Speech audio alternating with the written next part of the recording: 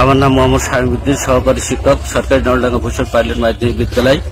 আমার গত বৃহস্পতিবার আমার বিদ্যালয়ে বিতর্ক প্রতিযোগিতার ছাত্রদের শিক্ষার্থীদের নিয়ে এক আলোচনার পর্যায়ে আমাদের সহকারী শিক্ষক আজিবুর রহমান আমার উপরে ক্ষিপ্ত হয়ে যায় এবং সে শিক্ষকদের নেম প্লেট দিয়ে মাথায় বাড়ি মারতে যায় এবং আমার সহকারী শিক্ষকগুলো তারা আমাকে ঠেকায়। পরে সিনা প্লেট এড়ে মেরে সে ভাঙচুর করে এবং সে আমাকে মেরে ফেলার হুমকি দেন। সে বারবার করে বলে যে তোর মেরে ফেলাবো। এখন কি কারণে আমি কি অপরাধ করেছি আমি জানি না। আমি এই জাতির কাছে এই মানুষের কাছে বিচার চাই। আমি এখনো প্রাণনাশের হুমকি দিয়েছে। আমি কি করব আমি নিজেই বুঝতে পারছি না। আমি কি করব, আমি এখনো অসহায়ের মতন ঘুরে বেড়াচ্ছি।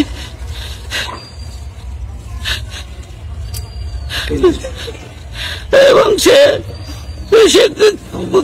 কালীগঞ্জে সে শুনি আমি যে সে ডেইলি স্টারের সাংবাদিক, জেলা প্রতিনিধি, তারপরও ফাটাচ্ছে কিনা জানি না।